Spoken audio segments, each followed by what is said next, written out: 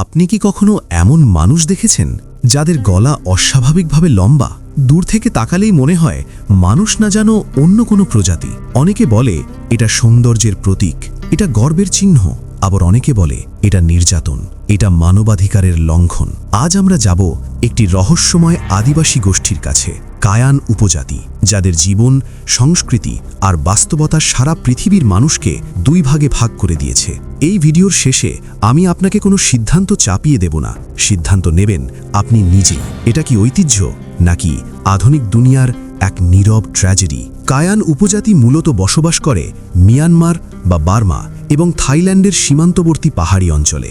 ইতিহাস বলছে রাজনৈতিক সংঘাত, গৃহযুদ্ধ আর দারিদ্র্যের কারণে অনেক কায়ান পরিবার মিয়ানমার ছেড়ে থাইল্যান্ডে আশ্রয় নেয়। তারা পরিচিত নিজস্ব ভাষা ও উপভাষার জন্য, ঐতিহ্যবাহী পোশাক ও বুনন শিল্পের জন্য, হাতে তৈরি গয়না ও কাপড়ের জন্য, আর সবচেয়ে বেশি পরিচিত নারীদের গলায় পরা ধাতব রিংয়ের জন্য।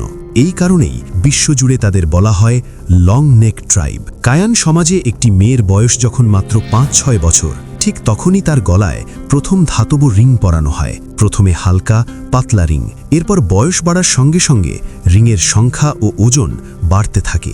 একসময় গলায় থাকে 10টা, 15টা, এমনকি 20টিও বেশি ধাতব রিং।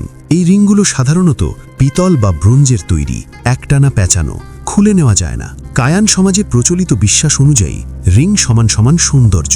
যত বেশি রিং তত বেশি সামাজিক মর্যাদা। লম্বা গলা মানে ভালো পাত্র, সম্মান, পারিবারিক গর্ব।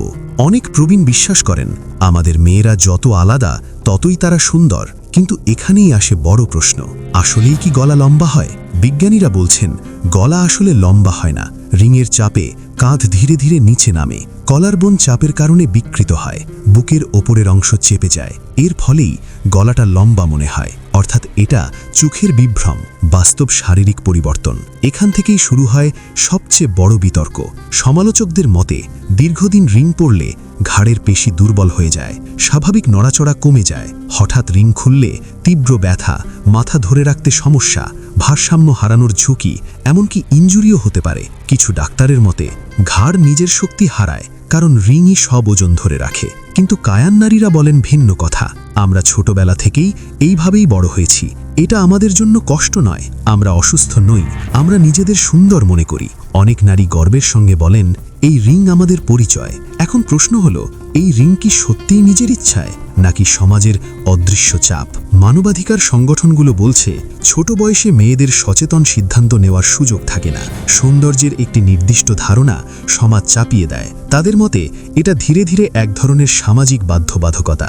কিন্তু অনেক কায়ান নারী বলেন আমরা যদি রিং না পরি আমাদের কায়ান হিসেবে কেউ মানবে না। থাইল্যান্ডে অনেক কায়ান গ্রাম এখন পর্যটন কেন্দ্র। পর্যটকরা টিকিট কেটে গ্রামে ঢোকে, ছবি তোলে, ভিডিও বানায়, ইউটিউবে আপলোড করে। সমালোচকরা একে বলেন হিউম্যান জু, অর্থাৎ মানুষ দেখার চিড়িয়াখানা। আরও অভিযোগ, পর্যটনের টাকা নারীদের হাতে সরাসরি যায় না। অনেক নারী চাইলে রিং খুলতে পারে না, কারণ ট্যুরিস্ট কমে যাবে। আজকের কায়ান তরুণ প্রজন্ম মোবাইল ব্যবহার করে, ইন্টারনেট দেখে, বাইরের দুনিয়া সম্পর্কে জানে। অনেক মেয়ে এখন প্রশ্ন তুলছে, আমি কি রিং না পড়লেও কায়ান হতে পারি না? আমি কি পড়াশোনা করে অন্য জীবন বেছে নিতে পারি না? আমার শরীরের সিদ্ধান্ত কি আমার না? কিন্তু বয়স্করা ভয় পায়, ঐতিহ্য হারালে আমরা একদিন পুরোপুরি হারিয়ে যাব। বাইরের মানুষ জোর করে বদলাতে পারে না। সংস্কৃতি রক্ষা করা তাদের অধিকার। সমালোচকদের যুক্তি, ঐতিহ্যের নামে ক্ষতি হলে প্রশ্ন তুলতে হবে। শিশুর নিজের শরীর নিয়ে সিদ্ধান্তের অধিকার থাকা উচিত।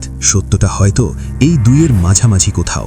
কায়ান উপজাতির গলার রিং কারো কাছে গর্ব, কারো কাছে কষ্ট, কারো কাছে পর্যটনের পণ্য। কিন্তু প্রশ্ন একটাই, কি আমরা বাইরের মানুষ হয়ে তাদের জীবন বিচার করার অধিকার রাখি, নাকি আমাদের উচিত আগে শোনা তারা নিজেরা কি চায়? আপনার মতামত কি? কমেন্টে লিখুন। এটা কি সংস্কৃতি নাকি মানবাধিকার লঙ্ঘন? ভিডিও ভালো লাগলে লাইক দিন, চ্যানেল সাবস্ক্রাইব করুন আর শেয়ার করুন, যাতে এই অজানা গল্প আরও মানুষের কাছে পৌঁছায়।